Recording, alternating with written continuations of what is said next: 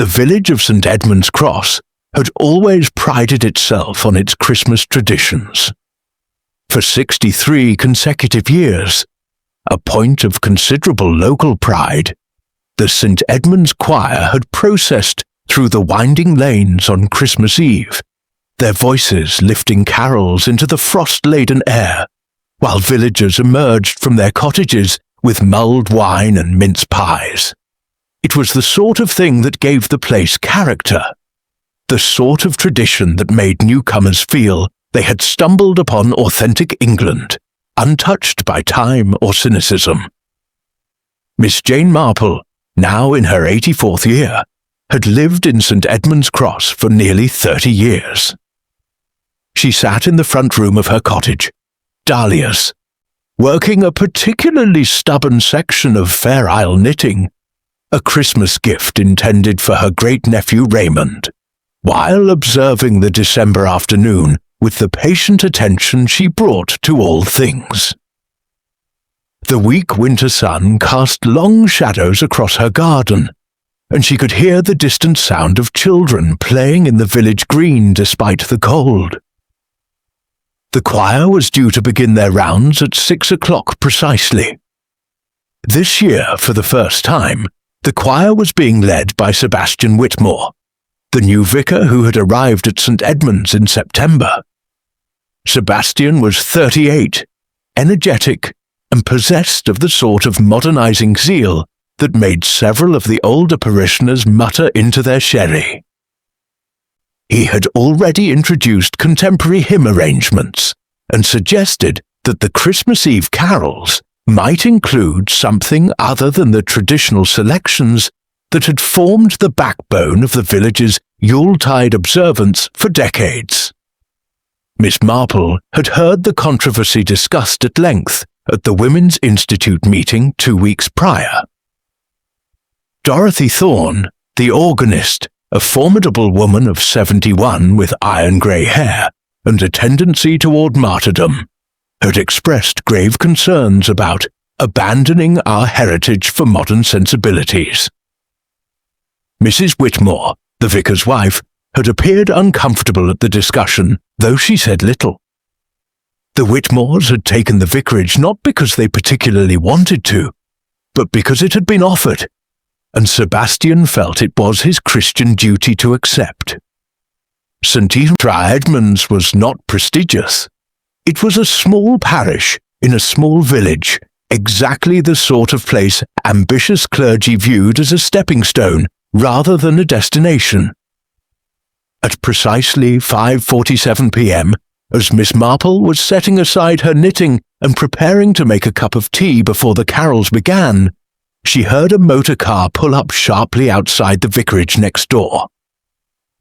The vicarage and her cottage shared a boundary hedge, and Miss Marple, who had lived long enough to understand that most human behaviour was not merely interesting but informative, had learned which cars belonged to whom. This was Sebastian's small grey Vauxhall, returned earlier than expected from his afternoon hospital visit to old Mr. Parsons. She heard the car door slam with rather more force than seemed necessary. By 6 o'clock, Miss Marple had positioned herself in her window seat with her tea, chamomile, which aided digestion, and a clear view of the village green. The choir should have been assembling outside the church. The green, however, was empty except for the Christmas lights that had been strung between the lampposts, their warm glow making the village look like something from a Dickens illustration. At 6:12 p.m., young Thomas Ashford, who was 16 and the assistant to the village policeman, came hurrying across the green toward the vicarage, his bicycle abandoned near the church. Miss Marple's observant eyes noted that he was moving with the particular urgency of someone conveying important news, not the casual confidence of ordinary business. She did not rise immediately.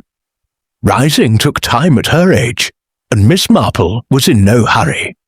She simply watched, over the rim of her teacup, as Thomas disappeared from view. 3 minutes later, She noted this with the precision she brought to all observations. Sebastian Whitmore emerged from the vicarage, his clerical collar visible even at this distance, his face set in an expression of confusion, mixed with something that might have been concern. The vicar began walking toward the church with rapid strides. He did not call out to anyone. He simply moved with purpose. This suggested that he was responding to specific information, not making a general inquiry. It was at 6:19 p.m. that the telephone in Miss Marple's cottage rang. She rose, a process that took considerably longer than it had in her youth, and made her way to the instrument in the hallway. It was her niece, Dorothy Harrington, ringing from the village post office where she worked. "Aunt Jane, have you heard? The choir never showed up for carol singing. Dorothy Thorne rang the church this afternoon to confirm the time, and no one has seen hide nor hair of them since they were supposed to meet at 4 o'clock for rehearsal." Miss Marple absorbed this information with the calm that came from long experience with human disruption and drama. "How many people?" she asked simply. 13 members plus Sebastian, 14 people altogether. Dorothy Thorne says they were definitely meant to be at the church by 4, and she's been trying to reach Sebastian since past, but no one answered the vicarage until just now, and apparently he doesn't know anything about it. "How peculiar," Miss Marple said, though it was not curiosity she felt, but rather the first stirrings of concern. In her experience, when 14 people failed to appear for something as important as the village Christmas tradition, there was usually a reason. Not a good reason necessarily, but a reason nonetheless. "The police are being called," Dorothy continued, her voice carrying the particular excitement that accompanied small disasters in small villages. "Gerald Bassett. You know he became constable last year. He's at the vicarage now. They think perhaps there's been an accident. Maybe they all went somewhere together and the motor car broke down. It's so cold tonight, Aunt Jane. If they're stranded somewhere." "Which motor car?" Miss Marple asked. "That's just it. No one knows." Dorothy Thorne says that whenever the choir goes anywhere, they usually take 2 cars, sometimes 3. She was supposed to ride with Mrs. Whitmore, but Mrs. Whitmore never collected her. And Sebastian says he left the vicarage at 2 o'clock to visit Mr. Parsons at the hospital. He was back by 5:15 and found Thomas waiting with the news. The details were accumulating like snow. Miss Marple, whose mind was still sharp despite her age, was already beginning to catalogue them, to notice which pieces fit together and which seemed to protrude awkwardly from the pattern. "I expect the police will handle it," Miss Marple said to her niece, "though I must say, people disappearing on Christmas Eve does seem rather dramatic. There will likely be some perfectly reasonable explanation." But even as she said this, she was reflecting on something she had observed. That motor car, the one that had arrived at the vicarage so abruptly at 5:47 p.m., had sounded like Sebastian returning from the hospital. Yet Sebastian had said he'd been back since 5:15. That meant something was wrong with the timeline, though she couldn't yet say what. After hanging up the telephone, Miss Marple returned to her window. The village green was coming alive now with activity. Constable Bassett had emerged from the vicarage and was speaking with several villagers. A light snow had begun to fall, small flakes that caught the Christmas lights and transformed them into something magical and, somehow, sinister. The village of St. Edmund's Cross, Miss Marple reflected, had just become a place where something terrible had happened. The question was not whether there was an explanation. There always was. The question was whether anyone would think to look for the truth rather than the most convenient version of events. She picked up her knitting again. though she did not resume work.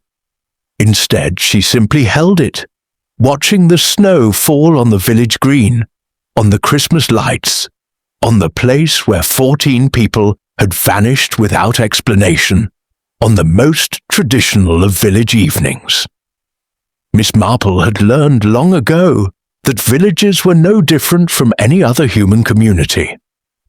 They simply had fewer places to hide one's secrets. That meant, of course, that the truth was there somewhere, waiting to be noticed by someone patient enough to really look. The snow continued to fall.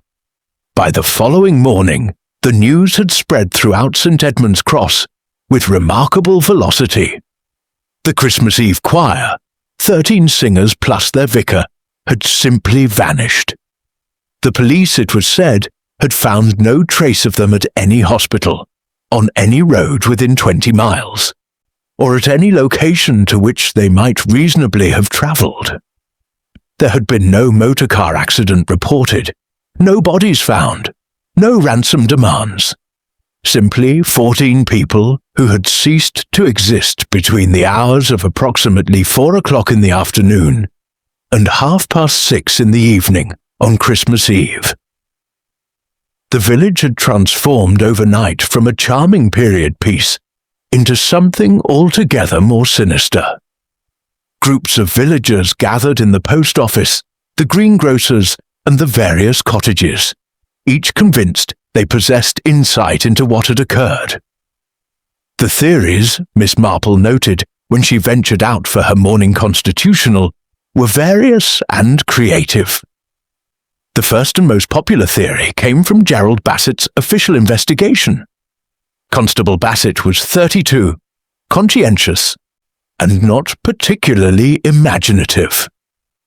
His theory was that there had been some sort of accident involving a motor car, perhaps multiple motor cars, and that the bodies had not yet been found. This was the sort of explanation that allowed him to conduct a methodical, practical investigation. Search the roads, check the hospitals, wait for reports from other villages. The second theory, which gained considerable traction among the female population, involved abduction by some external force. Perhaps a travelling circus or fair had come through in the night and stolen the choir members. Perhaps they had been kidnapped for ransom. This theory was often accompanied by dark references to strangers seen in the vicinity in recent weeks, though when pressed, no one could quite identify which strangers or precisely when they had been observed. The third theory, which was never quite stated in so many words, but circulated in whispers and meaningful glances, was that something scandalous had occurred. Elopement, perhaps. An affair, a secret flight to London, or even further afield. This theory was most often applied to younger choir members like Emma Whitmore, the vicar's daughter, who was 24, quite pretty, and had been overheard expressing doubts about life in a provincial village. The fourth theory, which had emerged by the middle of the morning and gained considerable force by midday, was that there had been a crime. A murder, quite possibly. Perhaps involving the vicar himself, about whom certain dark rumours circulated. Had he not been acting strangely in recent months? Had he not been seen arguing with various parishioners? Had there not been talk of inappropriate relationships? It was this last theory that brought Superintendent Markham up from the county town by mid-morning on Christmas Day. Markham was 56, competent and cynical in the manner of police officers who had spent too many years investigating the spectacular crimes of ordinary people. He had brought with him a sergeant and a constable, and they immediately established themselves at the vicarage, which became less a home and more a headquarters for investigation. Miss Marple first saw the superintendent when she was collecting her morning milk at the corner shop. He was a thin man with sharp features. and the exhausted expression of someone who did not enjoy Christmas interruptions. "You're the elderly lady everyone keeps mentioning," he said, apparently having been informed by the shopkeeper that she had just entered. "Miss Marple, they say you're observant." "I've had many years to observe people," Miss Marple replied, "though I'm not sure what I could tell you that would be helpful." "Tell me about the vicar," Markham said, ignoring her demurral. "Whitmore, what sort of man is he?" Miss Marple considered this carefully. She set her milk bottle on the counter, took up her basket, and turned to face the superintendent properly. "He is a man who was promoted beyond his capacity and made uncomfortable by the discrepancy," she said finally. "He is sincere in his faith, but rather less sincere in his understanding of human nature.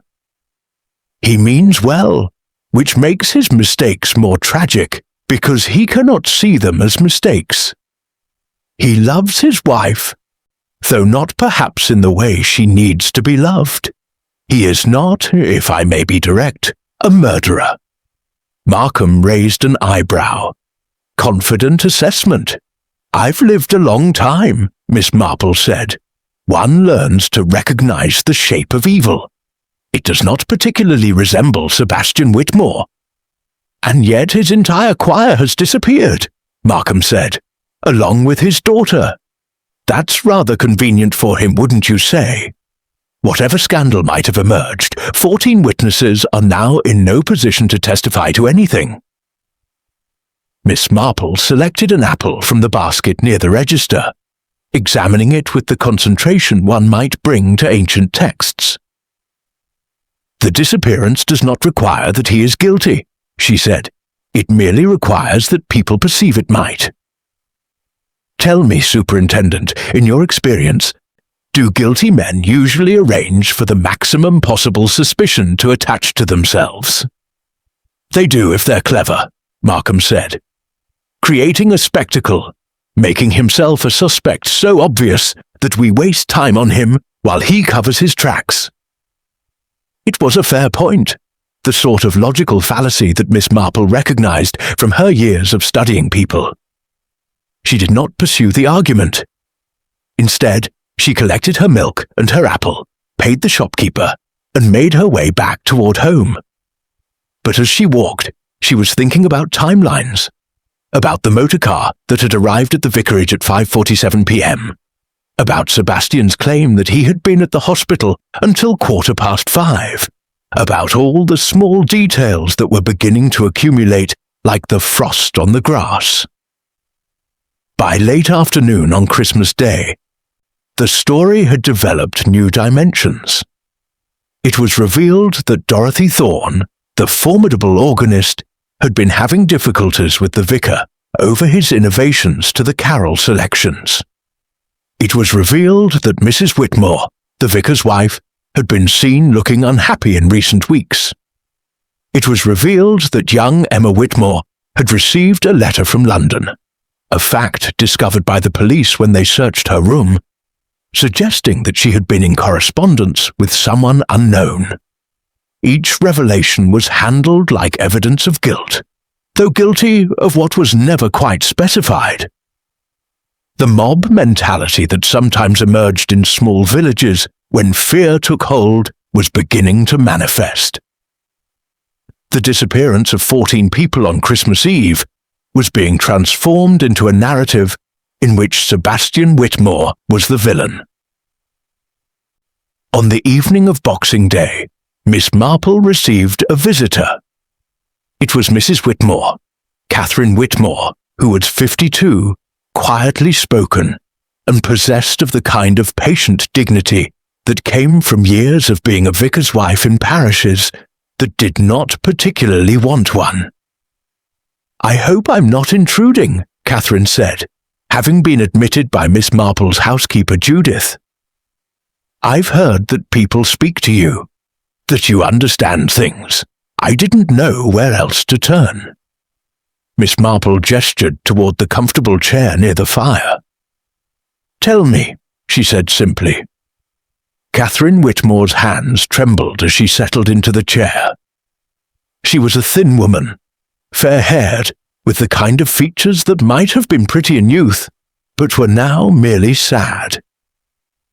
"They're going to arrest Sebastian," she said without preamble. "The superintendent has already questioned him 3 times, Ruth. Each time they ask the same questions, worded differently, trying to catch him in inconsistencies.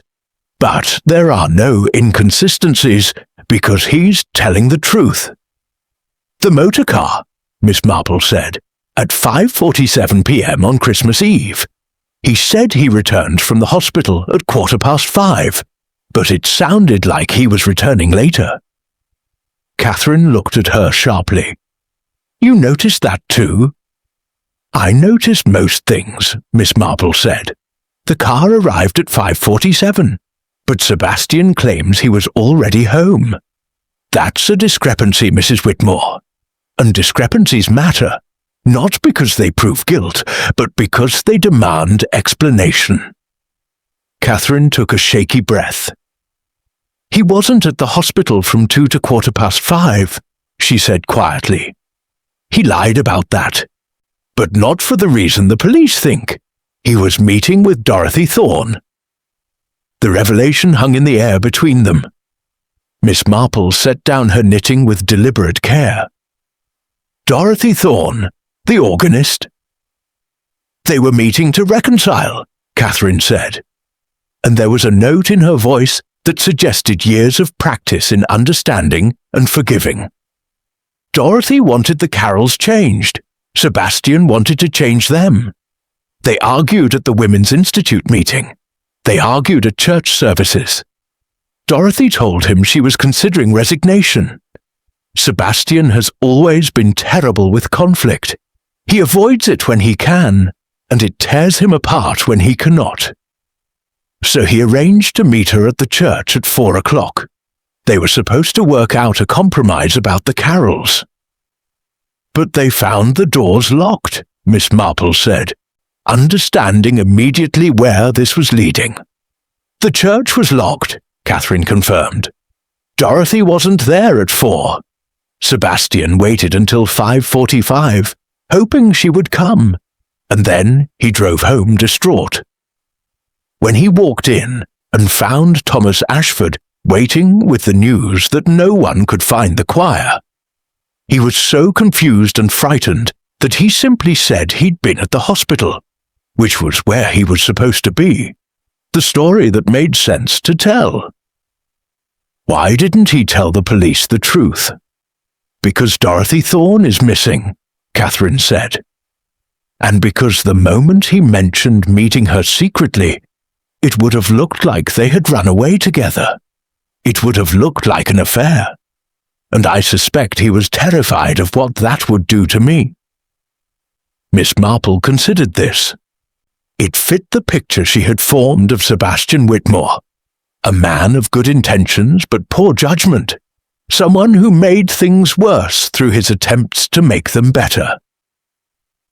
"The discrepancy will come out," she said finally. "These things always do. When it does, the police will believe even more firmly that he is guilty, and they will arrest him." "Yes," Catherine said, "unless we can find them." "Find them," Miss Marple repeated. "The choir, the others, Emma, and the 7 other singers, and the 3 parishioners who were supposed to be with them. If they could be found, if they could be shown to be alive, the story would change. Sebastian's lie about the hospital wouldn't matter anymore, because the crime he was supposedly concealing wouldn't exist."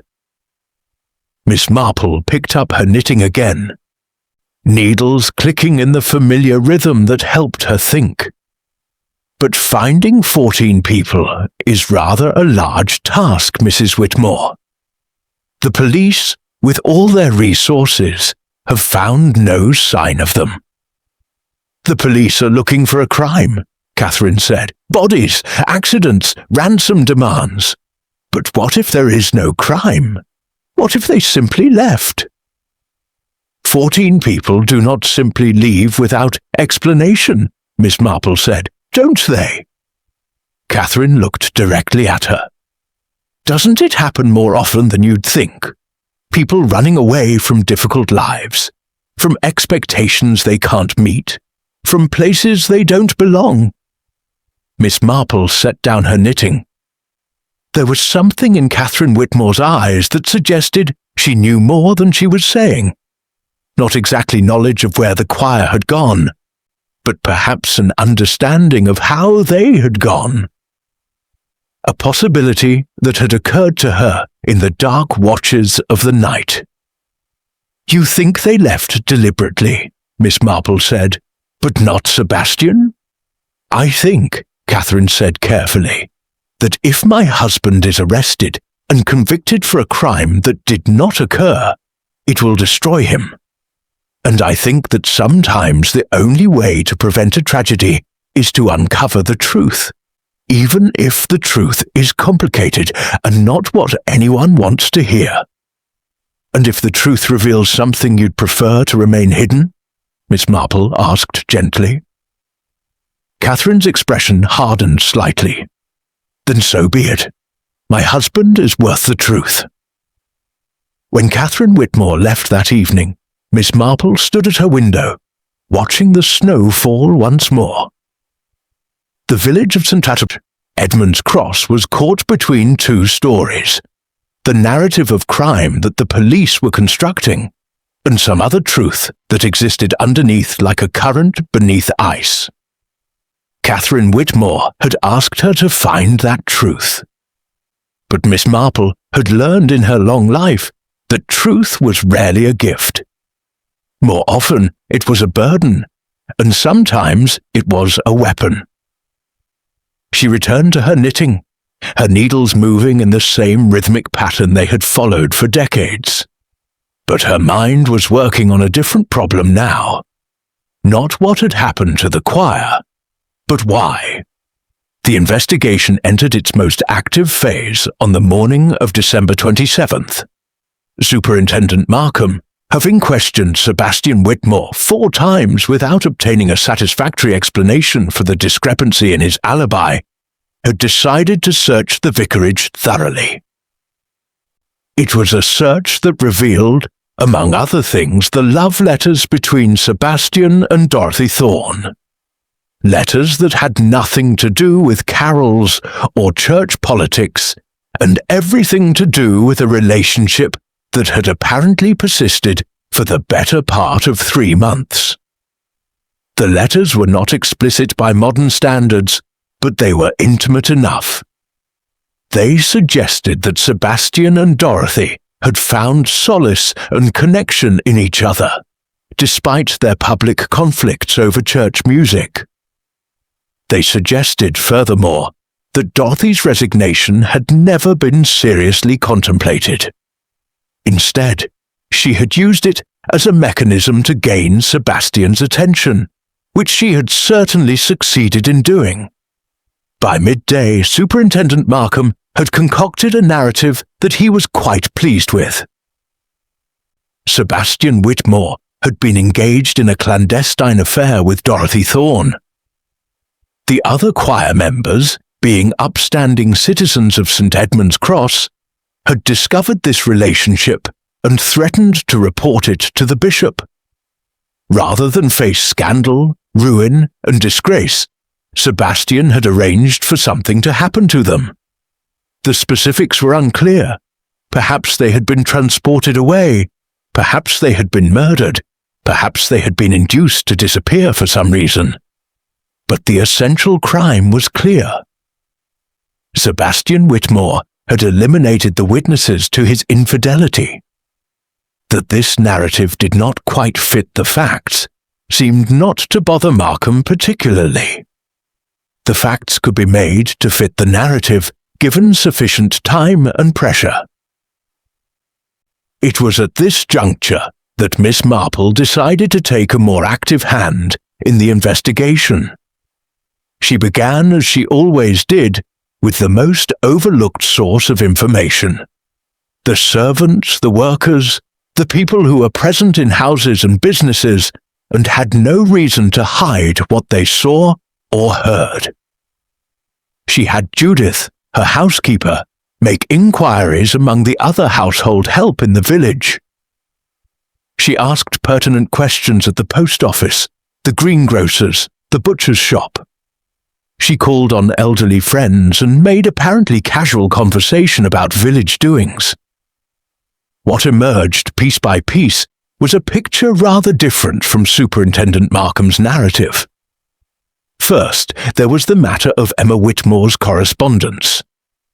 The letter from London that had been found in her room was not from a lover, as the police had assumed, but from a woman named Margaret Hollis, who had been Emma's roommate at finishing school, and who now worked for a theatre company in London's West End. The letter discussed a position in the theatre, not as an actress, but as a wardrobe assistant. It was a job that paid poorly and offered no prestige, but it was in London, and it was far from St. Edmund's Cross. Second, there was the matter of Dorothy Thorne's finances.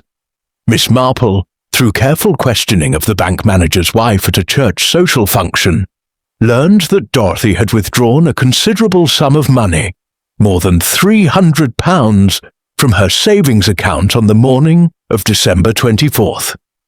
This was not the action of someone who expected to remain in the village.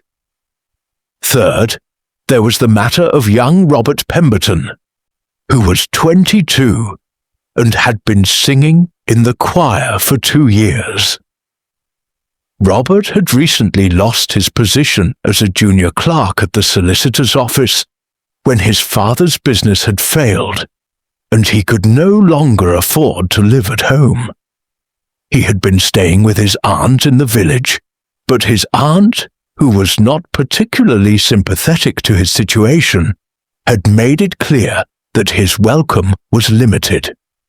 Fourth, there was the matter of Mrs. Eleanor Craik, who was 68 and had been a choir member for decades.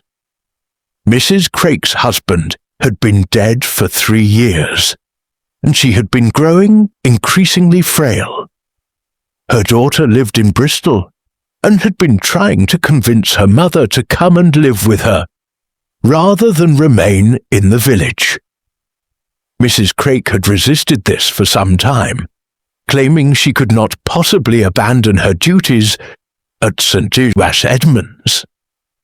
But in recent weeks, according to the housekeeper who had visited her, Mrs. Craik had been mentioning Bristol with increasing frequency and wistfulness.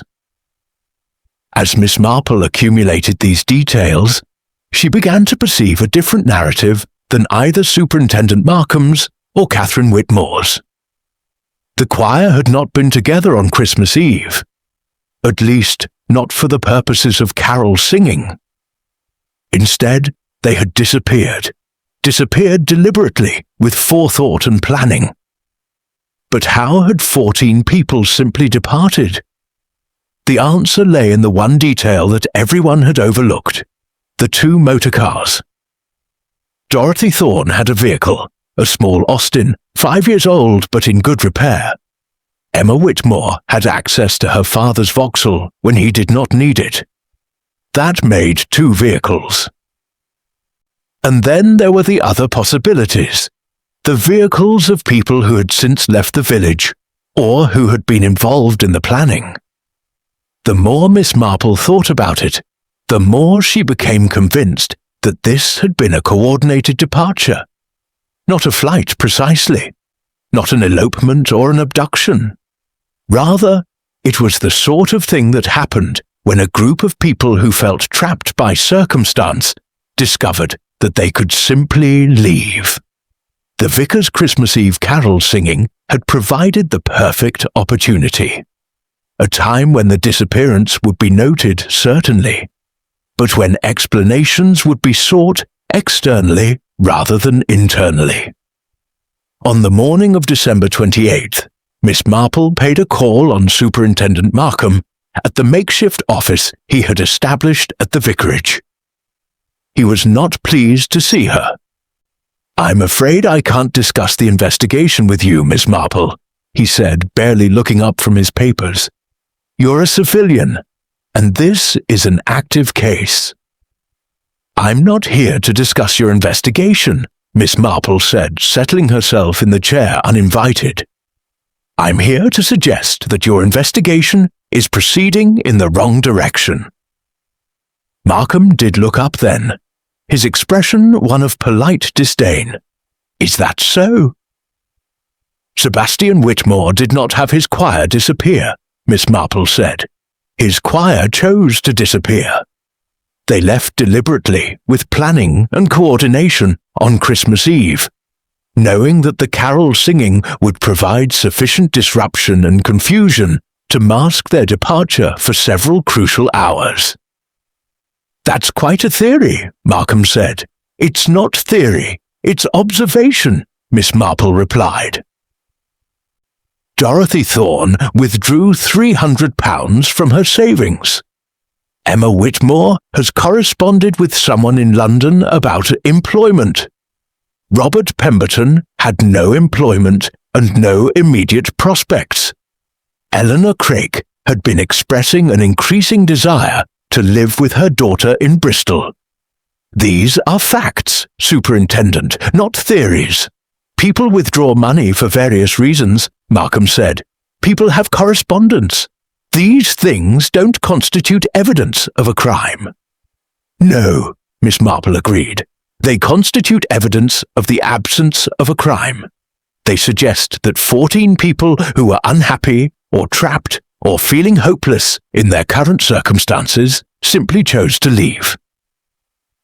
They did so on Christmas Eve because the disruption and confusion of that night would allow them to disappear with less immediate suspicion." The vicar's lie about his alibi, meeting with Dorothy Thorne at the church, further confused matters and directed suspicion precisely where they wanted it directed. Markham set down his pen. And why would they want to direct suspicion to the vicar?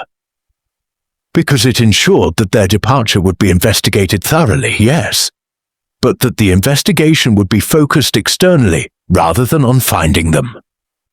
If the police are convinced that Sebastian has done something terrible, they will not think to search for the choir members as voluntary runaways. They will search for bodies, for ransom demands, for evidence of a crime that does not exist. You're suggesting that 14 people conspired to disappear in a manner that would frame a man for their deaths? Not frame, Miss Marple said. I'm suggesting that 14 people saw an opportunity and took it. They did not care that suspicion would fall on the vicar, because they did not know that it would. They were simply taking their chance at freedom or at new lives. That Sebastian became a suspect is unfortunate, but it is not their responsibility.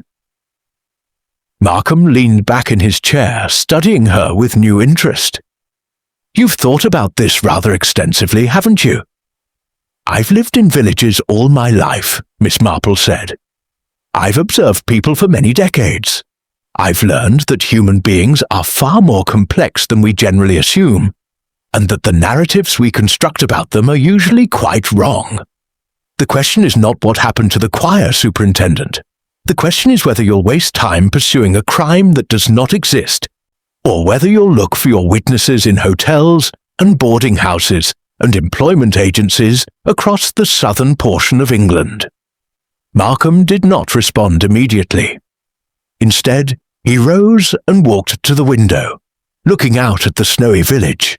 Even if you're correct, he said finally, it would require a level of coordination and planning that suggests conspiracy. 14 people do not simply decide on a whim to abandon their entire lives. No, Miss Marple agreed. They decide when circumstances become sufficiently unbearable that the alternatives appear less frightening than the present. It's a matter of accumulated desperation reaching a critical point, not a sudden impulse. And you believe the vicar is innocent? I believe the vicar is guilty of adultery, foolishness, and poor judgment, Miss Marple said. but not of whatever crime you're constructing in your mind. He's a man who loves both his wife and another woman, and the knowledge of that divided loyalty is destroying him. But he has not caused his choir to vanish. They have left of their own accord." Markham was silent for a long moment. Then he said, "Even if I believed you, which I don't, finding 14 people who could be anywhere in England is rather different from solving a crime." "True," Miss Marple acknowledged, "but it might save an innocent man from wrongful conviction, and it might prevent 14 people from being hunted when they have committed no offence beyond the ordinary human desire to escape." She rose then, gathering her handbag and her gloves. "You may find that as the days pass with no bodies discovered, no ransom demands made, and no further crimes committed, public pressure for an arrest will begin to ease. And when that pressure eases, you might think about whether you're investigating a mystery or simply trying to fit facts into a preconceived narrative." As Miss Marple made her way back to her cottage, she reflected that she had done what she could. She had given Markham the outline of the truth. Whether he would recognize it and pursue it was another matter entirely. Most people, in her experience, preferred their initial understanding to be confirmed rather than questioned. It was the simplest thing in the world to see what one expected to see.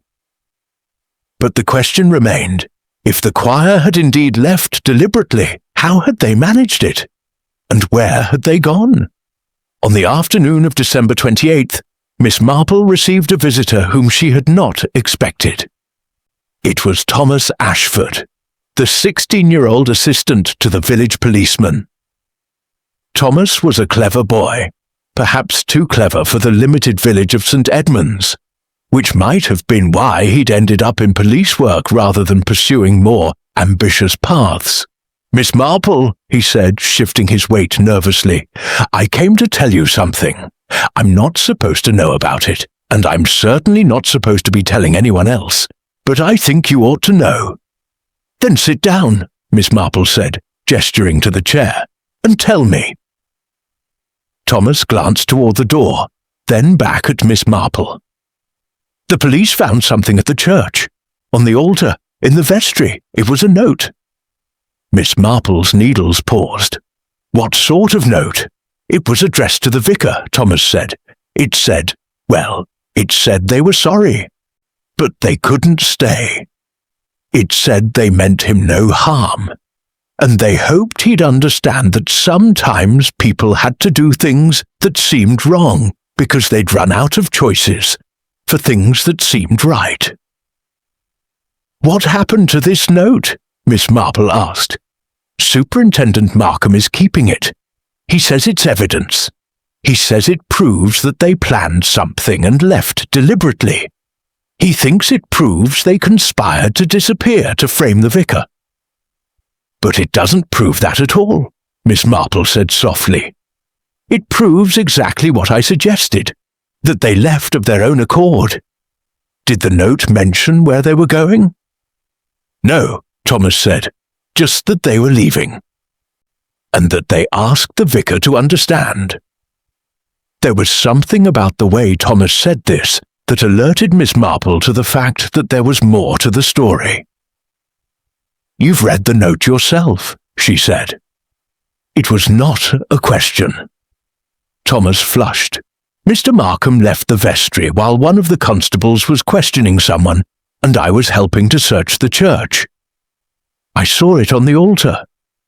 I only read it for a moment before the constable came back." "What did it say exactly?" "Not the beginning, but the rest of it." Thomas looked conflicted, clearly weighing his loyalty to the police and his sense of what was right. "It said that the key to the church door was hidden in the old bell tower, where it always had been, and that the vicar shouldn't feel guilty because some people were just meant for other lives.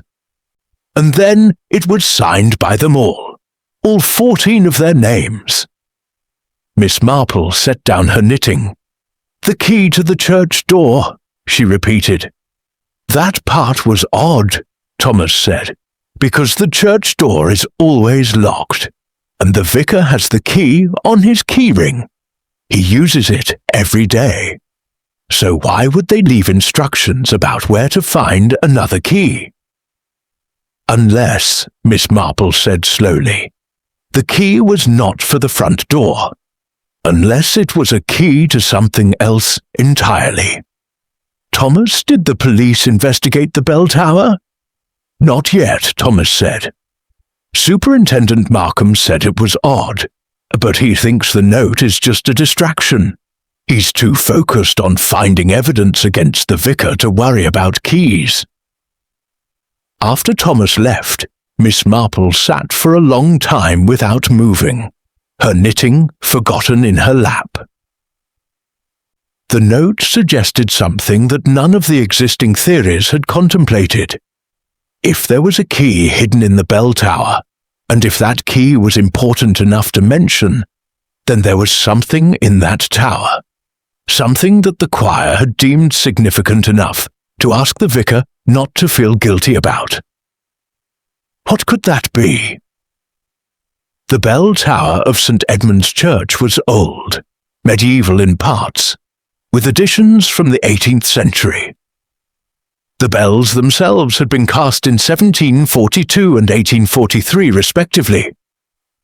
But the tower also contained the ropes and mechanisms that operated the bells, and it had various storage spaces where vestments and old records had accumulated over the centuries. Miss Marple knew this because she had been a parishioner of St. Edmund's for nearly 30 years. And like all long-term church attendees, she had learned the geography of the building in the way that one learns a familiar place without conscious effort. On the evening of December 28th, Miss Marple made her way to the church. It was past visiting hours, and the building should have been closed, but Miss Marple had lived long enough to know that church doors were rarely truly locked, particularly in small villages where burglary was not a significant concern. She found the vestry unlocked, the police having not yet finished their examination, and made her way carefully toward the bell tower stairs. Climbing was difficult now at her age, and her knees objected to each step, but Miss Marple had learned long ago that pain was something one simply endured without complaint. By the time she reached the top of the tower, she was breathless and somewhat light-headed, but she had made her way to the place where the bells hung in their ancient frames. The note had mentioned where the key was always hidden, a place, presumably, that the choir members had known about, a place that suggested familiarity with the church's secrets. Miss Marple looked around the bell tower carefully, her eyes adjusting to the dim light that came through the wooden louvres where the bell's sound emerged. There was dust everywhere, and cobwebs, and the accumulated debris of more than a century. But on one of the stone ledges that formed part of the tower's medieval construction, partially hidden by a beam, she found something that gleamed with the dull shine of metal. It was not a key precisely. It was a small brass box, the sort that might contain jewelry or important documents. And when Miss Marple opened it, her breath caught. Inside was a stack of papers, photographs, newspaper clippings, a letter written in an elderly hand. The photographs were of people, a woman with dark hair and a gentle face, a man in a soldier's uniform from the Great War, children who resembled both the woman and the man. The newspaper clipping was from 1916, announcing the death in action of Lieutenant James Ashworth. The letter was unsigned but was written in a cramped hand. "To whoever discovers this, we of St. Edmund's have kept this secret for 4 years, as we promised. The vicar does not know. Dorothy brought the news, and we thought it right to keep the faith with an old friend. If you are reading this, perhaps it is time that the truth came out. Perhaps secrets are a burden that should not be carried by a whole village. John has paid his debt, but his memory deserves better than silence. Miss Marple sat down carefully on the old wooden flooring of the bell tower. She was beginning to understand at last what had driven 14 people to leave St. Edmund's on Christmas Eve. And she was beginning to understand why they had left the note, the key, and this box of memories. By December 30th, the truth, or at least the beginning of the truth, had started to emerge. Superintendent Markham, whether through Miss Marple's careful suggestions or through his own investigation, had discovered what the brass box contained and had begun to research its history. What he found was a story that stretched back to 1918, the last year of the Great War. John Ashworth had been the vicar of St. Edmund's during those years, a young man, only 32, devoted to his parish, and, it seemed, devoted as well to certain ideals about the proper conduct of the war, when a young soldier named James Ashworth, no relation despite the name, had come home wounded and broken in 1917, Ashworth had visited him and had become convinced that James was a coward, a malingerer, and a disgrace to his uniform. This was not, as it happened, true. James Ashworth had been genuinely shell-shocked, suffering from what would now be called trauma, but what was then known as cowardice or nervous weakness. Nevertheless, Vicar John had taken it upon himself to shame the young man. He had preached sermons about duty and honour. He had made pointed references to men who did not live up to their obligations. He had, in short, used all the moral authority of his position to suggest that James Ashworth should return to the front. In January 1918, James Ashworth had taken his own life. He had done so quietly, with the deliberate precision of someone who had made a final decision. He had left a note asking that his family be forgiven for his weakness, and requesting that Vicar John be forgiven as well, for he was only acting according to his conscience. The parish had, in the tradition of small English villages, simply absorbed this tragedy. The official story became that James Ashworth had died of an infection from his war wound. The note was destroyed. Vicar John, who was genuinely horrified at what his actions had precipitated, never spoke of the matter again, and the village, prompted by Dorothy Thorne's aunt, the former Dorothy Ashworth, James's sister, made a collective decision to keep the secret. A man was dead. Exposing the vicar's role in his death would not restore him to life. It would only multiply the suffering. But secrets are not truly kept. They are merely delayed, and they grow in the darkness, and they eventually poison everything. When Vicar John Ashworth had died in 1953, his successor, a different man altogether, had come to St. Edmund's. Years had passed. The people who remembered the truth had aged and some had died, but Dorothy Thorne, now in her 70s but still formidable, had never forgotten. She had been James Ashworth's sister, and she had spent decades looking at the church, at the parish, at the village that had chosen to keep her brother's memory quiet. And then, in September of that year, a new vicar had come to St. Edmund's, a young man named Sebastian Whitmore, and he had begun, with the best of intentions, to modernize and to question and to assert his authority. He had clashed with Dorothy Thorne almost immediately.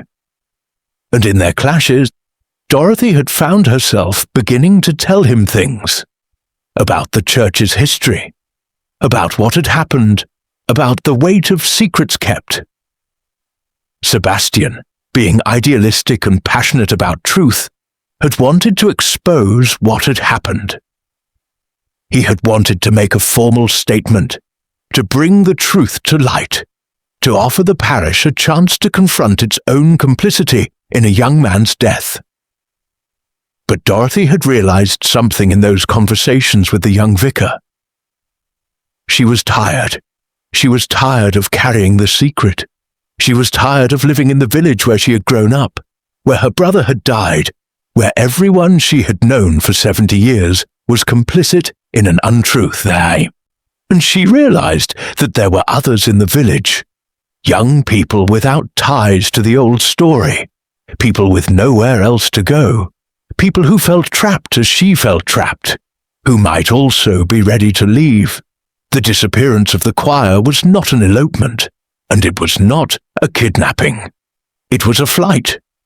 It was 14 people, from Emma Whitmore seeking opportunity in London, to Eleanor Craik seeking peace with her daughter in Bristol, to Robert Pemberton seeking a fresh start elsewhere, who had simply chosen to walk away from lives that had become unbearable.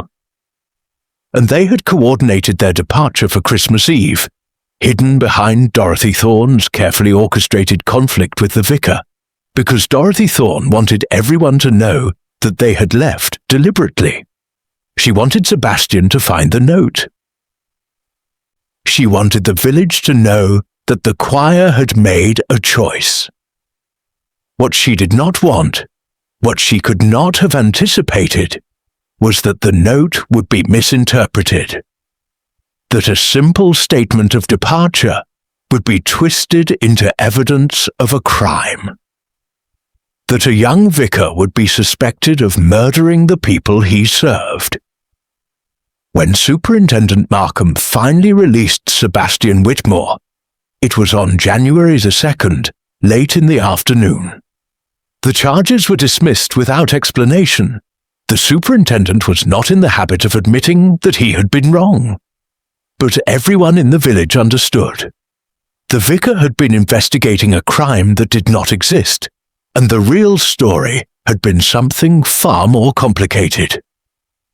Sebastian Whitmore, released from suspicion, immediately set about trying to track down the choir members. He wrote letters to Emma in London, to Eleanor in Bristol, to Robert Pemberton through a contact in Manchester. Some replied, some did not, but they were alive, and they were safe, and they had made the choice to be where they were. It was not until Miss Marple received a visitor late on the evening of January 2nd that the final piece of the puzzle fell into place. Catherine Whitmore sat once again in Miss Marple's front room, but this time her expression was not fearful. Instead, it was contemplative, almost resigned.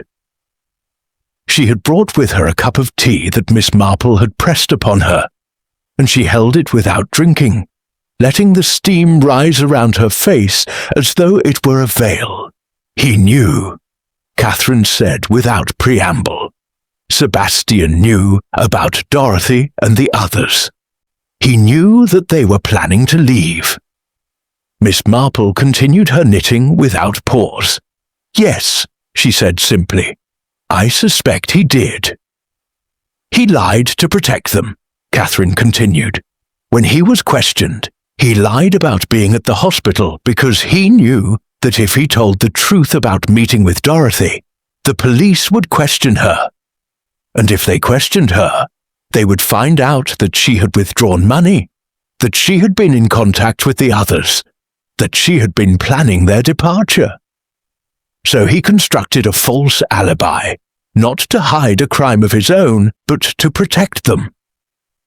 That was foolish of him, Miss Marple said mildly, and kind, both characteristics of Sebastian Whitmore, in my experience. Catherine set down her teacup with careful precision. He wanted the truth to come out, she said. He wanted people to know why the choir left. He wanted St. Edmund's to confront what it had done, what we had all done, by keeping James Ashworth's death quiet. He thought that exposing that old crime would explain the new mystery. He thought honesty would serve justice. And it would have, Miss Marple said, if anyone had asked. But Superintendent Markham was not interested in old crimes. He was interested in solving the mystery of the disappearance. And when he could not solve it, he was interested in creating a narrative that would allow him to make an arrest. "I knew the truth," Catherine said. "I knew about Dorothy and James. I knew when Sebastian told me. He wanted my permission to reveal it, to use the mystery of the disappearance as an opportunity to finally speak about what had happened." "And what did you say?" Miss Marple asked gently. "I told him to leave it alone," Catherine said. "I told him that nothing could be changed by revealing an old sorrow, and that if he spoke, it would only hurt the village and hurt Dorothy's memory of her brother. I told him that sometimes discretion was more important than truth." Miss Marple set down her knitting and looked directly at Catherine Whitmore for the first time. "But you were wrong," she said gently, "and I suspect you know it." Catherine's face crumpled slightly. "Yes," she said, "I was wrong. I convinced him to remain silent about what he knew.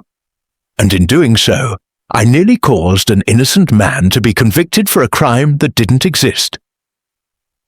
If Dorothy and the others had not left notes, if you had not understood what had happened, Sebastian would be in prison right now, because of me, not because of you," Miss Marple said, "because of a human tendency to believe that silence is protection. We all do it, Mrs. Whitmore. We keep secrets thinking we're protecting the people we love, when really we're just transferring our burden to them." Catherine stood abruptly and walked to the window, looking out at the dark January evening. "The village is changing," she said. "People are realizing that we kept a secret about James Ashworth for more than 30 years. They're realizing that our silence might have contributed to a young man's death. Some people are angry. Some are ashamed. Some don't see what the fuss is about, because James was already dead, and there seemed no purpose in stirring up old griefs." "That's what villages do," Miss Marple said. "They react to truth with whatever emotion seems most comfortable for them. Some will learn something valuable from this.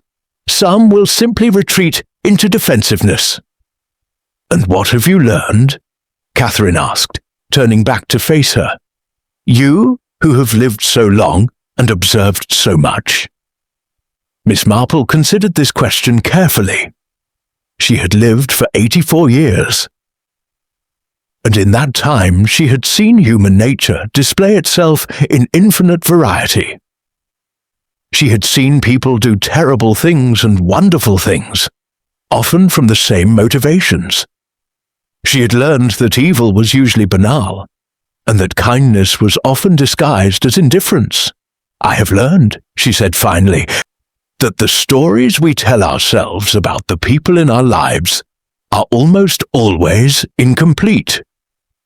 We believe we understand our neighbors, and then something disrupts that understanding, and we realize we never understood them at all.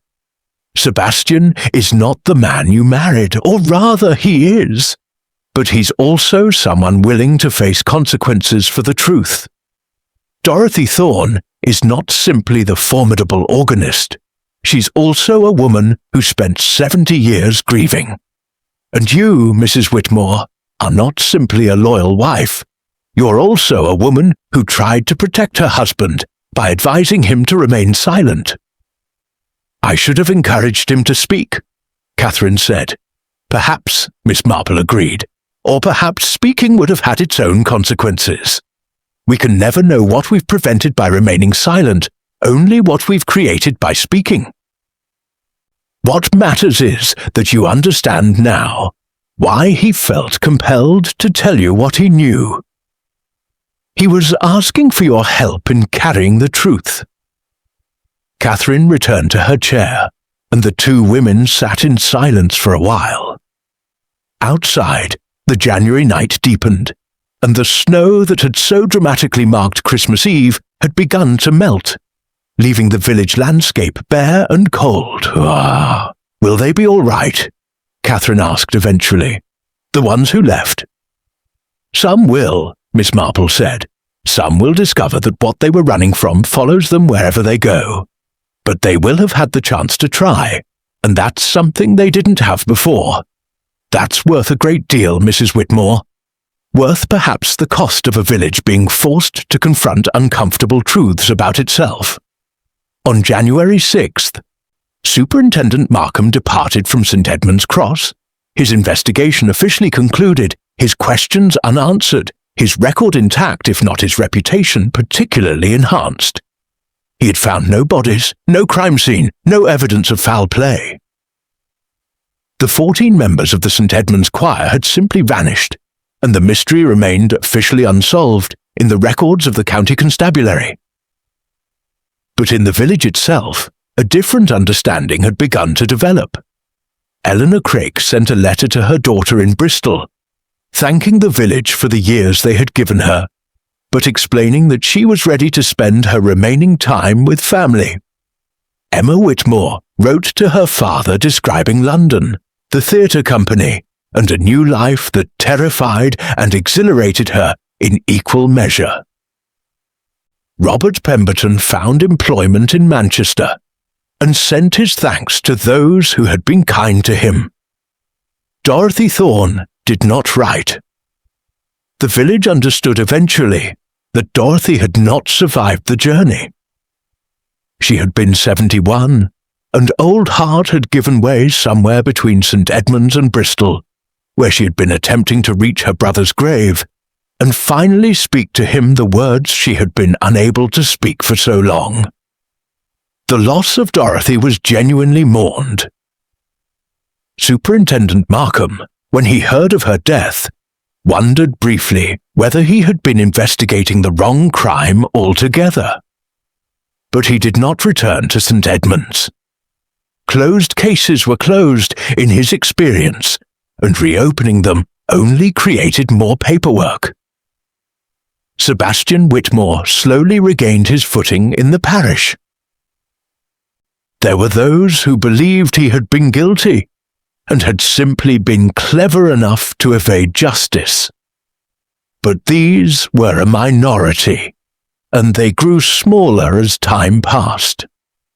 More significantly, the revelation about James Ashworth forced the village to confront something it had collectively avoided for decades: the question of what responsibility a community bore for the actions of an individual minister or priest. This was not a question that resolved itself neatly, but the asking of it changed something in St. Edmund's Cross. It made people more thoughtful, more inclined to question their own complicity in injustice or unkindness. It was a subtle change, the sort of change that doesn't appear in official records or police reports, but it was real nonetheless. On January 10th, Miss Marple received a final visitor. It was Thomas Ashford, the young constable's assistant, and he came bearing a message from Superintendent Markham. "He wants you to know," Thomas said, "that he's reviewed the evidence, and he believes you were correct about the choir. They left deliberately. He doesn't know how you figured it out, but he wanted you to know that the official record will now note that the disappearance was voluntary, not criminal." "How generous of him," Miss Marple said dryly. "And his pride only slightly bruised, I expect." Thomas grinned.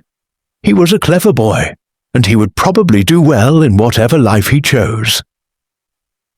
"He also wanted to know," Thomas said, "whether you'd consider consulting on future investigations.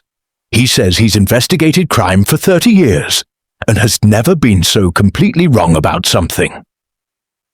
"Tell Superintendent Markham," Miss Marple said, "that I'm far too old for detective work, but tell him also that if he's learned anything from this experience, It's that people are far more complicated than the narratives we construct about them.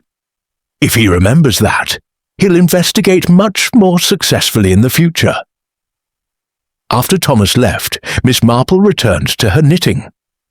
Outside, the January snow had almost entirely melted, revealing the frozen earth beneath and the promise of spring that was still many months away. The village of St. Edmund's Cross had survived its mystery, its crisis, its revelation of hidden truths. It would survive many more before it was done. But something had shifted, subtle and permanent as the change of seasons. The village had been forced to acknowledge that the people who lived within it were not the people it believed them to be. That the comfortable narratives it had constructed about its citizens were incomplete. That secrets kept with the best of intentions could poison the present as thoroughly as unresolved crimes. It was a lesson that St. Edmund's would slowly internalize, though not without resistance. Change in villages, Miss Marple knew, was always slow and always met with ambivalence. But it happened nonetheless, the way all change happened, gradually, then suddenly, then so gradually that people forgot what had come before. She picked up her Fair Isle knitting. The Christmas gift for Raymond was long since completed, but there was always another project, and settled into the rhythm that had sustained her through decades of observation and understanding. Outside, the light was fading. Inside, Miss Marple knitted on, her needles moving in the same pattern they had for so very long, creating something from nothing but thread and time, and the quiet wisdom that comes from really truly seeing the people around us. 3 weeks after Dorothy Thorne's death, a letter arrived at the vicarage addressed to Sebastian Whitmore, in a careful, youthful hand. Miss Marple, observing the arrival of post at the village post office through her morning constitutional, noted that it bore a London postmark, and that Dorothy's name appeared nowhere on it. This suggested that Emma Whitmore at least had taken the time to write to her father. She was not surprised when, the following afternoon, Sebastian Whitmore appeared at her cottage door, looking as though he had not slept in days. "Please," he said without preamble, "I need your advice. I don't know who else to ask." Miss Marple settled him in the front room with tea, as she seemed to have done with half the village in recent weeks, and waited for him to speak. Sebastian, when he finally did, held Emma's letter in trembling hands. "She explains everything," he said, "why they left, what Dorothy had told her about James Ashworth. She says that when Dorothy came to her in November and spoke about the weight of secrets, about the way the village had chosen to preserve itself by sacrificing truth, Emma understood for the first time that her own life was following the same pattern.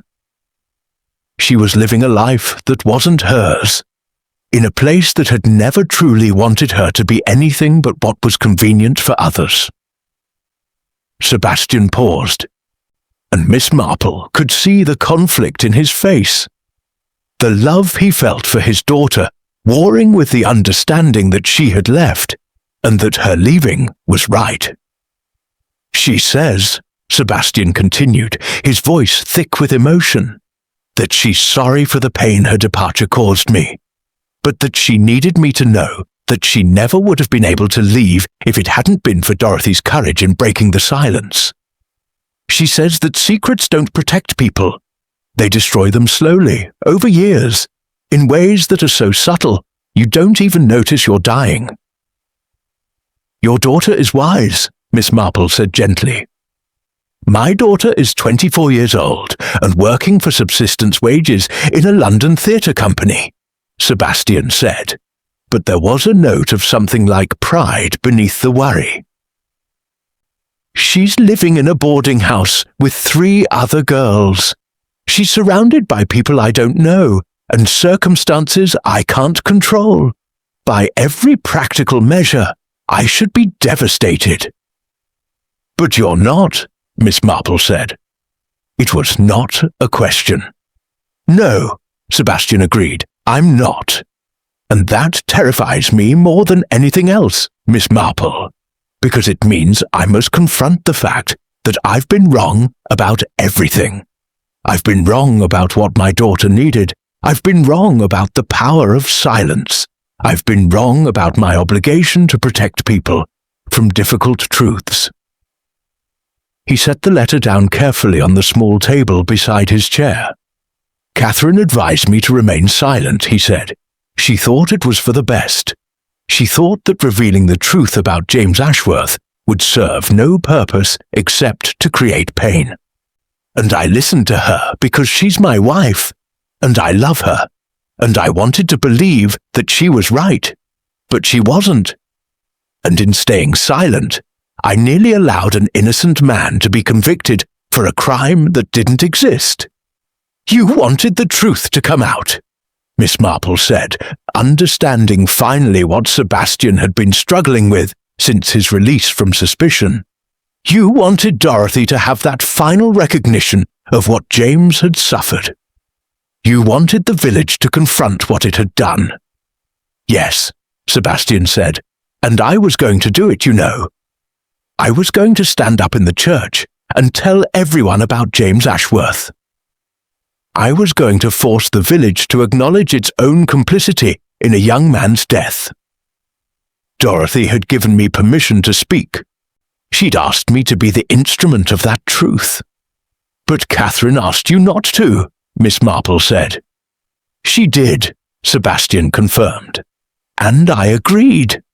I told Dorothy that I couldn't do it, that my wife didn't want it, that I wouldn't betray my marriage vows for a truth that couldn't change anything. And Dorothy accepted that. She was kind about it, actually. She said that she understood, and that sometimes silence was its own form of bravery. But it wasn't, Miss Marple said softly. No, Sebastian agreed. It wasn't. It was cowardice. It was the same cowardice that the village had demonstrated in keeping James Ashworth's death quiet. It was the same cowardice that had driven him to take his own life in the first place. The pressure to conform, to hide, to pretend that everything was fine when it manifestly was not. He stood abruptly and walked to the window, looking out at the frost-covered garden. Dorothy died before reaching Bristol, he said. Did you know that? Yes, Miss Marple said. I heard it through the village gossip. She died knowing that at least one person in the village understood why she left. She died knowing that the truth about James would eventually come out, even if only through her absence. And in dying, she freed me from my promise to Catherine. She freed me from the obligation to remain silent. What will you do? Miss Marple asked. I'm going to write a sermon, Sebastian said. Not about Dorothy Thorne or James Ashworth specifically, but about the way we use silence as a weapon against people we claim to love. I'm going to preach it on Sunday, and if the church is empty because people can't bear to hear it, then so be it. If Catherine leaves me because I've finally decided to speak what I know to be true, then that's the price of honesty, and I'll pay it. He turned back to face Miss Marple. I came here today to ask for your blessing, he said, which is probably a foolish thing to ask of an 84-year-old woman who barely knows me. But you understood what happened when no one else did. You saw through the narrative everyone was constructing and recognized the truth underneath. So I wanted to know from you whether I'm right, whether speaking the truth is worth the cost. Miss Marple set down her knitting and rose carefully from her chair. She walked to where Sebastian stood and placed a weathered hand on his arm. I've lived a long time, she said, and I've seen truth destroy as much as it's built, and I've seen lies protect people who didn't deserve protecting. I've learned that there are no simple answers to complex moral questions. But I've also learned that the people who choose to speak difficult truths, even when it costs them, are the people who make their villages better. Not immediately, and not without pain, but eventually. So, yes, Sebastian Whitmore, speak your truth, preach your sermon. And when people react, whether they react with anger or shame or denial, remember that you've given them the opportunity to grow beyond what they were. The sermon Sebastian Whitmore delivered on Sunday, January 13th, was not what anyone expected. It did not name James Ashworth. It did not accuse the village of complicity in his death. Instead, it spoke in broad terms about the moral cost of silence, about the way communities used suppression to maintain stability, about the unspoken contract that existed in small villages, whereby uncomfortable truths were exchanged for social cohesion. He spoke about the moment when staying silent became complicity. He spoke about the difference between protecting someone's feelings and protecting oneself from the discomfort of confrontation. He spoke about the young people who left villages for cities and larger worlds, often fleeing not from lack of love, but from the suffocation of being known only as the person others needed them to be. And he spoke about his daughter. He didn't name her, but the implication was clear. He spoke about a young woman who had felt that her only option for self-definition was to leave the place where she had grown up. He spoke about his own guilt in not having seen her struggle earlier, and his grief at her departure, and his belated understanding that her leaving had been necessary and right. It was a measured sermon, dignified and neither accusatory nor self-flagellating. But it was honest, in a way that St. Edmund's sermons had not been honest for a very long time. The reactions were various. Some parishioners wept, understanding themselves in what Sebastian said, recognizing their own silences and complicity. Some were angry, believing that he was attacking them personally, that he was suggesting they were bad people for trying to maintain peace and stability in their community. Some were deeply uncomfortable, not yet understanding what exactly he was saying, but sensing that something important was being questioned. And some, a significant minority, simply did not come to church that day, having somehow understood in advance that they would not want to hear what the vicar had to say. Catherine Whitmore sat in the vicar's wife's traditional seat, her expression carefully neutral, and did not speak to her husband about the sermon that evening. When he asked her carefully whether she was angry, she simply said that she needed time to think, and retired early to bed. It was Emma's second letter, which arrived 2 days after the sermon, that shifted the balance in Catherine's understanding. Emma wrote that her father's sermon, news of which had somehow reached London through the village grapevine and had been relayed to her by well-meaning parishioners, had meant more to her than she could possibly express. It had told her that he understood finally why she had left. It had suggested that he saw her not as a failure or a disappointment, but as someone courageous enough to choose her own life. She wrote about her work at the theatre, which was difficult but meaningful.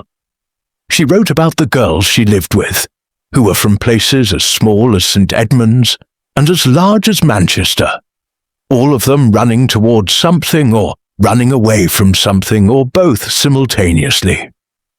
She wrote about London, which was dirty and crowded and occasionally magnificent.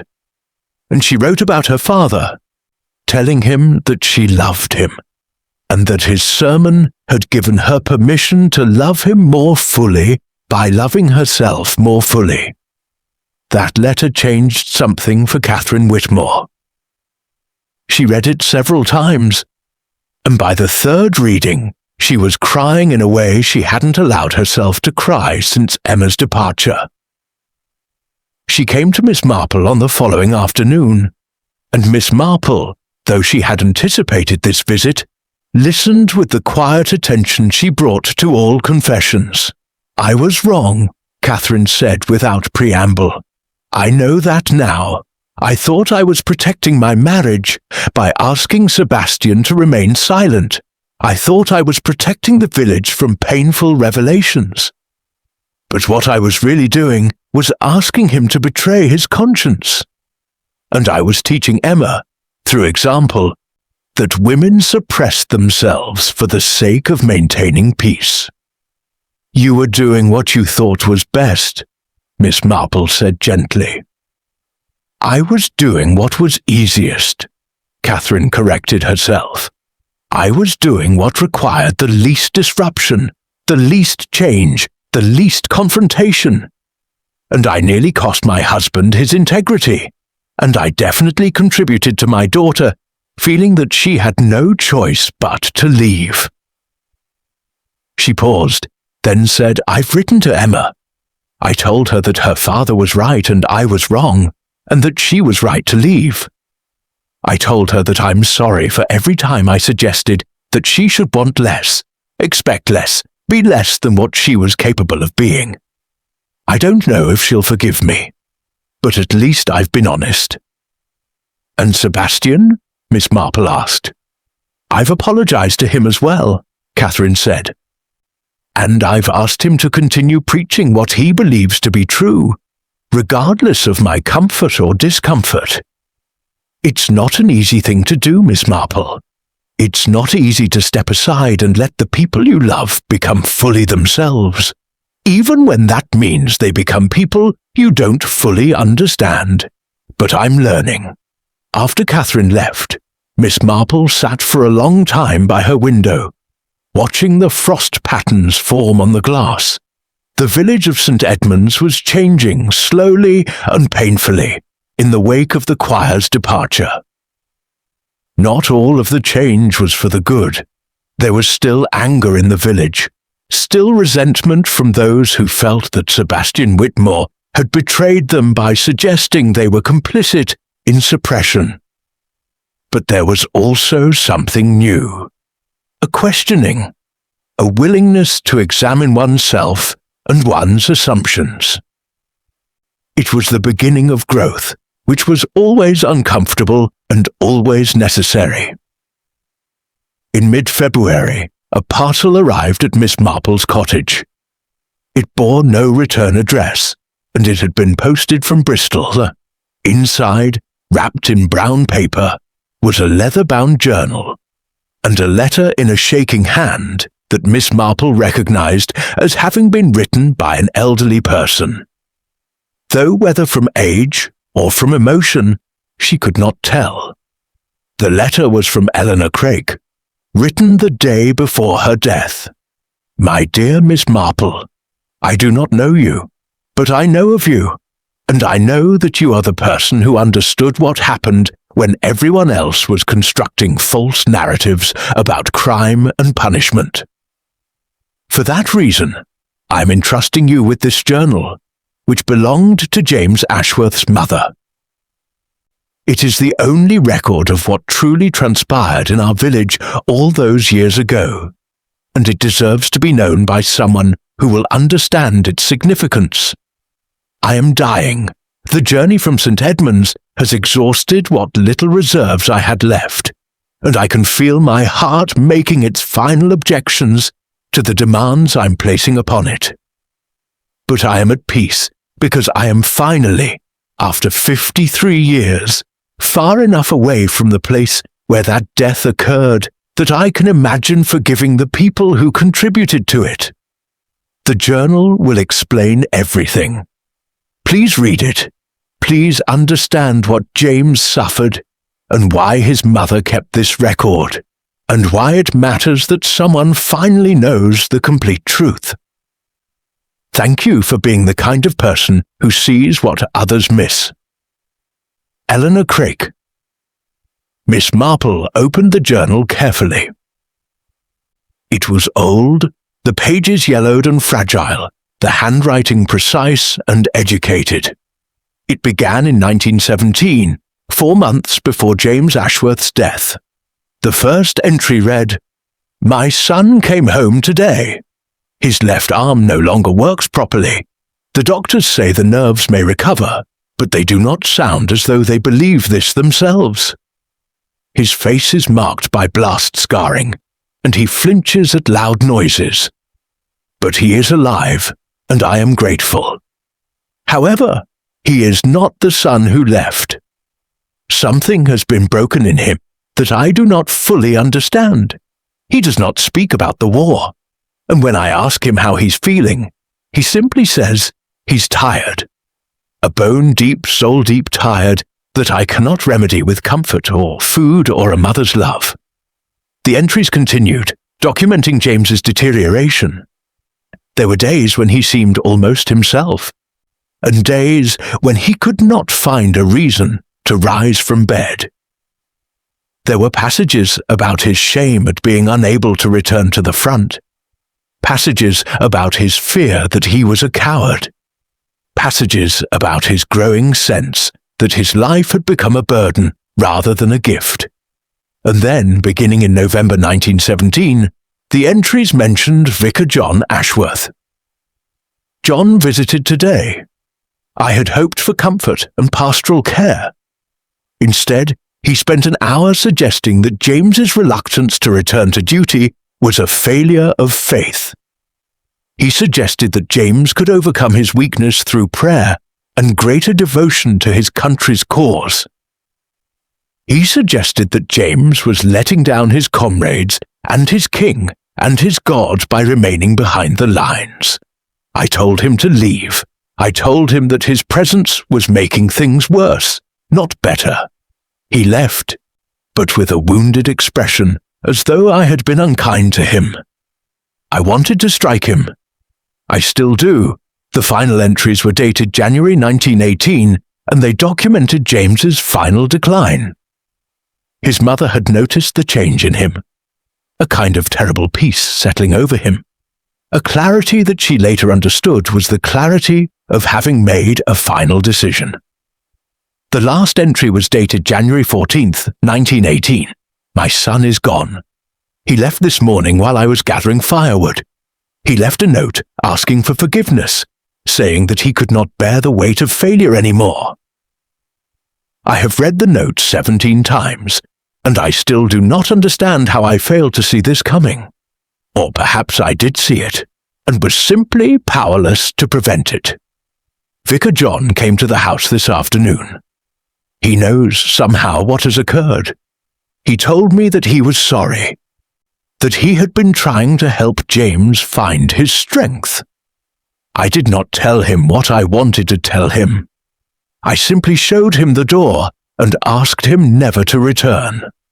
I will keep this record because someone must, because silence about how my son died would be a second death, a second abandonment. I will keep this record so that perhaps someday, when it no longer matters, the truth can be known." The journal ended there, but tucked into the back pages were newspaper clippings about James Ashworth's death, all noting that he had died of complications from his war wound. There were also letters, correspondence between James's mother and various people over the years, including a letter from Dorothy Thorne's grandmother, dated 1919, acknowledging the truth and promising that the family would keep the secret as requested. Miss Marple sat with the journal for a long time, turning the pages carefully, reading the words of a woman documenting her grief and her rage, and her understanding that telling the truth would serve no purpose except to hurt more people.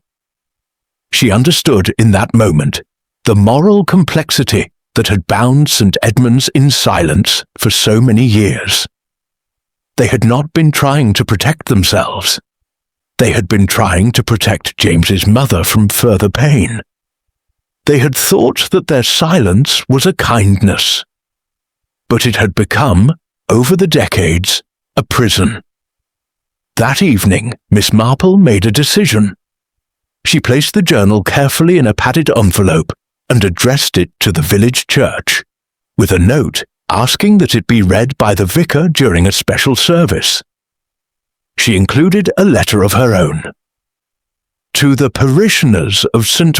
Edmund's Church, I am enclosing a document that has come into my possession, the journal of James Ashworth's mother, documenting his suffering and his death. This journal should be read aloud in its entirety during a service dedicated to the memory of James Ashworth and to the examination of what his death means for our understanding of what has transpired in our village. For too long, St. Edmund's has carried the weight of unspoken knowledge. For too long, we have allowed silence to substitute for understanding. The time has come to finally speak the truth, not to punish Vicar John Ashworth, who is long dead and whose actions, however harmful, came from a place of confused ideology rather than malice, but to honour James Ashworth and to acknowledge that our village contributed to the circumstances that led to his death. This is not comfortable knowledge, but it is necessary knowledge, and it is past time that it was acknowledged. Miss Jane Marple. The service took place on Sunday, February 23rd. The church was packed, not just with regular parishioners, but with people who had moved away from St. Edmund's over the years, and who had returned for this occasion. Word had spread through the village grapevine about the journal and its contents. People wanted to understand finally what had driven Dorothy Thorne and her companions to leave. Sebastian Whitmore read James Ashworth's mother's journal aloud, his voice steady and his emotion carefully controlled. He read about a young man broken by war, about a mother's helpless love, about a vicar's well-intentioned but ultimately destructive intervention. He read the final entry, James's mother's acknowledgement of failure and her determination to keep a record that might someday matter. When he finished, there was silence in the church, a deep, profound silence that contained grief and shame and understanding. Then Catherine Whitmore stood and spoke. She was not a woman who often made public statements, but on this day she felt moved to do so. She spoke about what it meant to keep secrets, about how the burden of unspoken truth accumulated over years, about how communities sometimes preserve themselves at the cost of individuals within them. We have all been complicit, she said, her voice not entirely steady. Not in James Ashworth's death. That was precipitated by larger forces than we could control. But in the silence that followed his death, we have all been complicit. We have chosen the comfort of not speaking over the difficulty of speaking. And in choosing silence, we have allowed that death to poison everything. Our relationships, our honesty, our ability to truly see and know the people around us. She paused, and then she said something that seemed to surprise even herself. My daughter left this village because she could not breathe in an atmosphere of enforced silence. And she was right to leave. She was right to choose truth and freedom over comfort and conformity. And I have been wrong to ask anyone, including my husband, to suppress the truth for the sake of maintaining peace. After the service, the village gathered in the parish hall. There was tea and biscuits, the traditional accompaniment to difficult conversations in English villages, and people talked about James Ashworth, about Dorothy Thorne, about the choir members who had departed, about what it meant to live in a place where you were known and observed and sometimes suppressed. Some people were angry. Some people wept. Some people simply looked thoughtful, as though they were beginning to understand something they had never quite grasped before. It was during this gathering that a young man approached Miss Marple. He was in his mid-20s with dark hair and an intelligent expression, and he introduced himself as David Ashworth, James's great-nephew. "My mother received word that you had something to do with the truth coming out," he said. "I wanted to thank you. My family has carried James's death as a kind of shameful secret for all these years. But hearing it spoken aloud, in a church, in front of the community, it has somehow made it more bearable. It has transformed it from a family shame into a communal tragedy, and that is a strange comfort, but comfort nonetheless." "Your great-uncle was failed by the people around him," Miss Marple said gently. "That is the truth that needed to be spoken. Not to assign blame, but to acknowledge responsibility. Your family did not fail him. The community failed him. And acknowledging that failure is the first step toward preventing it from happening again." David Ashworth seemed satisfied with this response, and he moved on to speak with Sebastian Whitmore. Miss Marple continued to sit quietly, observing the gathering. The village of St. Edmunds was different now, not healed, but moving toward healing. The truth was out, and while truth did not solve anything, it did at least illuminate the problems that needed to be solved. Spring came to St. Edmund's Cross in April, as it always did. The frost disappeared, the flowers began their annual resurrection, and the village resumed the rhythms it had maintained for centuries. But something had shifted in the substrate, in the way the village understood itself. Dorothy Thorne had been given a proper memorial service, attended by former choir members who had written to express their respects. Eleanor Craik's death had brought her family to St. Edmunds for a brief visit, and they had stayed long enough to understand what had driven her away and what had reconciled her to the village in her final days. The choir had been gradually reconstituted, though it was a smaller and different choir. Some members had left too, by choice or circumstance, and new voices had joined. Emma Whitmore had written regularly to her parents. By all accounts, she was thriving in London, still working for modest wages, but with a sense of purpose and autonomy that had been absent in her village life. Sebastian and Catherine had visited her in March, and the reunion had been, by Emma's account, both joyful and complicated, as all complicated reconciliations are. Miss Marple, in her cottage called Dahlias, had returned to her knitting and her observations. The Fair Isle cardigan for Raymond was long since completed. She was now working on a baby blanket for her great-niece's expected child. Her needles moved in their familiar rhythm, but her mind was less occupied with village gossip, and more with the question that had been troubling her throughout the entire affair. It was Catherine Whitmore, during a final visit in late April, who asked the question that Miss Marple herself had been contemplating. "Did you know," Catherine asked, "from the beginning, did you know that the choir had left deliberately?" Miss Marple set down her knitting and considered the question carefully. "Not from the beginning," she said finally, "but very early. When Superintendent Markham was constructing his narrative of crime, I was noticing the details that suggested choice rather than violence. Dorothy Thorne's withdrawal of money, Emma's correspondence, the various unhappiness in the choir members' lives. But these details alone would not have been sufficient. What convinced me was the note, or rather, what was not said in the note." "What do you mean?" Catherine asked. "If there had been a crime," Miss Marple explained, "the perpetrator would have gone to great lengths to hide the evidence and to misdirect the investigation. Instead, the choir left a note explaining that they had gone deliberately. This is not the action of people committing a crime.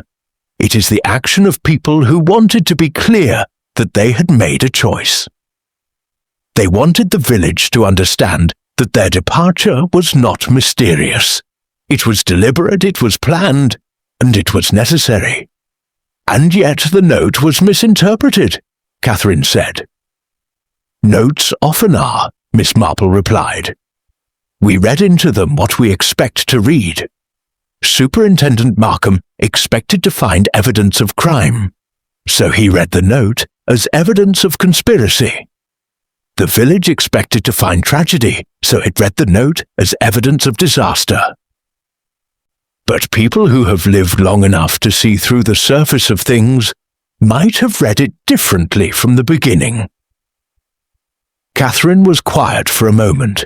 Then she said, I wonder sometimes what would have happened if I had encouraged Sebastian to speak the truth from the beginning. If I had supported his desire to expose what had happened to James Ashworth. Would the choir have still left? I don't know, Miss Marple said honestly, but I suspect they might not have. If the truth had been spoken immediately, if the village had been forced to confront its own complicity early on, perhaps Dorothy Thorne would have found the relief she was seeking without needing to depart. Perhaps Emma would have felt freer to stay, knowing that the village was capable of growth and change. We can never know what we've prevented by remaining silent, only what we've created. I'm sorry I asked Sebastian to keep the secret, Catherine said, and Miss Marple could hear the continuing grief in her voice, the continuing process of understanding what she had done and why. You were trying to preserve something you valued, Miss Marple said gently. Your marriage, your family, the stability of your world. There is nothing wrong with valuing these things. What went wrong was the method you chose to preserve them, the belief that truth would destroy them rather than strengthen them. Most people make this mistake at some point in their lives. You've recognized it and adjusted your course. That is more than many people manage to do. When Catherine left that afternoon, Miss Marple returned to her knitting. The baby blanket was nearly complete, just a few rows remaining. She worked methodically, her old hands still sure and practiced in the movements they had performed thousands of times over the decades. Outside her window, the village of St. Edmund's Cross was going about its business. Someone was walking past with a pram. Someone else was tending their garden, preparing beds for summer planting. The village looked much as it always had, and yet it was fundamentally changed. The change was not visible in the cottages, or the church, or the village green. It was visible in the way people spoke to one another, in the willingness to question assumptions, in the tentative beginning of genuine community rather than merely a collection of individuals living in geographic proximity. It was not a perfect transformation. There would be relapse, denial, people retreating back into comfortable narratives when the truth became too uncomfortable. Change in villages, as Miss Marple well knew, was always incomplete and always contested. But something real had shifted, and that was worth noting. As she worked the final rows of the blanket, Miss Marple reflected on the choir members who had departed. They were out in the world now, living lives they had chosen rather than lives that had been chosen for them. Some of those lives would likely be difficult. Some would probably be disappointing.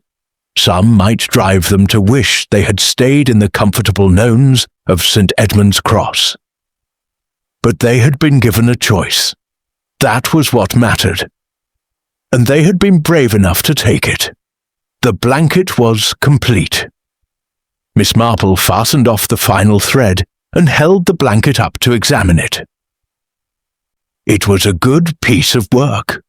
Careful precise, made with the kind of patient attention that only time could provide. It was the kind of thing a baby would wear for a few months, and then outgrow, and eventually it would be forgotten. But for a brief time, it would serve its purpose.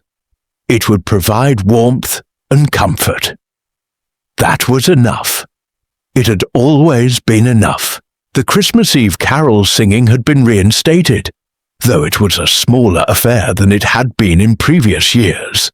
The new choir, composed of regular parishioners and several unexpected newcomers who had taken up singing in the intervening year, processed through the village singing the traditional carols that had been sung for generations. Sebastian and Catherine Whitmore walked behind the choir, and they appeared, to the observant, to be in genuine accord. Their daughter Emma had written to say she could not come home for Christmas. The theatre company was performing through the holidays. But she had enclosed a long letter and several photographs showing her life in London, her friends, her work. Dorothy Thorne was remembered by name, her place in the choir marked by a moment of silence and a prayer for the souls of those who had departed the village. Several of the choir members who had left had sent cards and letters expressing their good wishes and their gratitude to those who had understood why they needed to go. Miss Marple, bundled against the December cold, stood at her window and watched the procession go past. Her great-niece had been born in September, a healthy girl named Elizabeth, and the baby blanket Miss Marple had knitted was being used to keep her warm through the coming winter. As she watched the carol singers pass, Miss Marple reflected on the events of the year. The mystery had been solved, though not in the way that mysteries were typically solved. There had been no crime, no criminal, no dramatic revelation of guilt. Instead, there had simply been the slow, painful process of a community recognizing that it had been functioning according to patterns that no longer served anyone. The village had not been transformed. It was still St. Edmund's Cross, still small, still provincial, still inclined toward gossip and judgment and the comfort of familiar patterns. But it had been cracked open, forced to acknowledge truths it had kept hidden, required to recognize that the smooth surface of communal life was constructed atop all manner of suffering and complexity and human struggle. And that acknowledgement, Miss Marple knew, was the beginning of something. Not perfection, not transcendence, not sudden enlightenment, but the beginning of growth, which was always uncomfortable, and always necessary, and always worth the cost. She picked up her knitting. She was now working on a Christmas gift for her housekeeper Judith, a scarf in a soft grey wool, and settled into her chair by the fire. Outside, the carols continued, their familiar melodies carrying across the frost-covered village. Inside, Miss Marple knitted on, her needles moving in the same patient rhythm that had sustained her through decades of observation and understanding, and the slow, steady work of really, truly seeing the people around her. The mystery of the village carolers who never came home had been solved. But in its solution, it had created new mysteries about how communities functioned, about what truth meant, about the difference between the lives we were given and the lives we chose to live. These were mysteries that St. Edmund's Cross would spend years, perhaps decades, exploring. And that, Miss Marple thought as she worked another row of stitches, was exactly as it should be. Mysteries that could be solved in a season were never the important ones.